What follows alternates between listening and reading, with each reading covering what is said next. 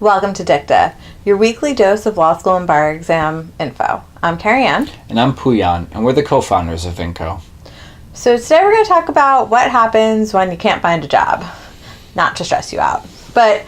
You're not going to find it. No, that is not what I said. But some students, myself included, found themselves in this position graduating from law school or about to graduate from law school. We went to law school right after, the Great Recession, where, there were lines of people for miles to get, a piece of bread and some soup.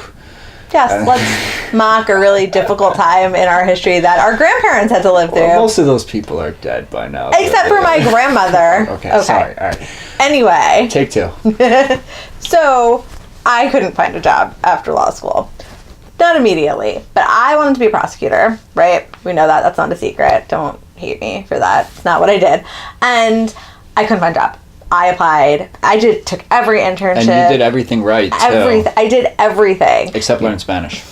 That wasn't the problem. I don't think it might have been the problem. But I did every internship. I used every good reference that I had. My GPA was solid. I did the networking things that I didn't want to do. This was put all my eggs in one basket. Right. And then it was March. And I found out, I got my reduction letter from my last place, and I was beside myself. I was a complete basket case. And then I had to think about, what's my goal, right? And that's when I told Puyan we were going to shoot this video. That's what he said. He's like, how are we going to help people who can't find a job? It's so fact specific. And you were talking about, it's really about what their end goal is. So why don't you talk about that a little bit? So, we should start by saying, what are you doing with your summers or internships during law school? That's going to shape your view of how you want your future to look. I specifically knew I wanted to be a business owner. I went to law school with the thought in mind that after law school, I will start a law firm. So I didn't seek out very competitive internships. I sought out solo practitioners who ran successful businesses, and I basically just learned how they ran their business.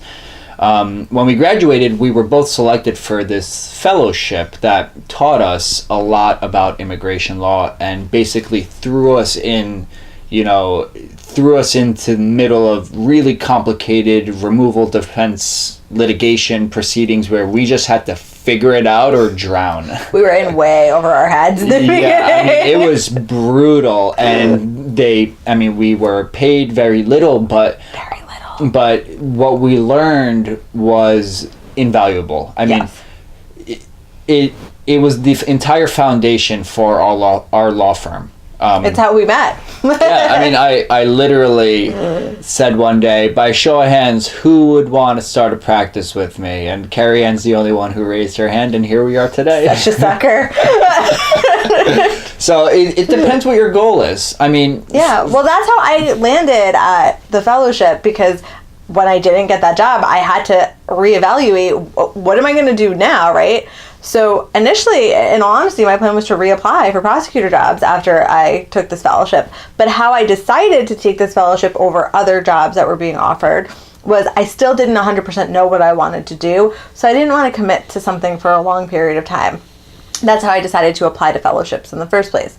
Then I was offered more than one, but the other ones were not local. And then I had to think about, where do I see myself? I grew up in the area where we practice. I went to the same undergrad that the law school is housed at. So I have a very strong connection to my community and to my school community. So I really knew that staying local was the best decision for me. But I think this is what you're talking about when you're saying, what are your goals? Exactly. So some people went to law school so that they could get a corporate job immediately upon graduation that has a high starting salary, and they're willing to sacrifice quality of life for that. I wanted the opposite. I wanted to, if I'm going to work crazy number of hours, I wanted to work for myself. And I do work a crazy number of hours, but I do it. He does. I'm not doing it to make someone else rich.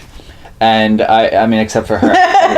And so. But you're living out what your plan was. This is my dream. And I very much am living out a completely different life than I thought I would be when I went to law school. But I am as happy as I thought it would be, if not happier. So I think the thing to keep in mind is, okay, I didn't get a job I wanted, or I'm not getting any job, to focus back on location. Where do you see yourself? Where are your strengths, right? My strengths were in my location. Staying local is where I had started to build a good reputation for myself, a good name for myself. And I played on those things in making the decision that ultimately led to where I am today. And I took that fellowship not knowing anything about immigration law, without anything other than I want to stay at my school because I have the opportunity to do that. So you might even take a job that you're not initially super excited about, but it checks other important criteria that play into your long-term. Definitely. I'm gonna throw this one other thing out there that I read in one of Jay Foonberg's books. This guy writes a lot about like how to start your own practice and things like that. And he says that there's 3 types of law that will always be in high demand, right? So really picking a type of law that's in demand is going to it needs to make economic sense. It's not enough for your heart to be in it. Your heart needs to be in it, and it needs to make economic sense at that time. So immigration is always going to do well. If more people are getting deported, there's more work for you. If more people are getting green cards, there's more work for you. Any change in the immigration laws will create demand for attorneys. Tax law. The majority of the income pays in income on tax.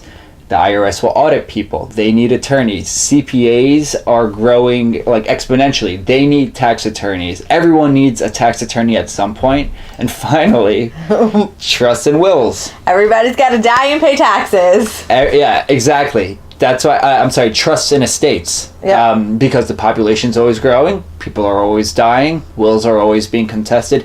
These 3 fields of law you really can't go wrong with, and they lend themselves well to starting your own practice after a few years. So if you really don't know what to do, and you're really struggling finding something, maybe if you hadn't considered those areas of law to see what strengths or qualities you have that could translate in those areas. Exactly. So if you're having struggle finding a job right now, don't worry. I've been there. He hasn't been there, but lots of other people have been there, and we've all lived to tell the tale. So just keep your head up and keep taking advantage of opportunities that are made available to you. And if you have any questions, you can email me, carrieann@vincoprep.com, or join us in our Facebook group.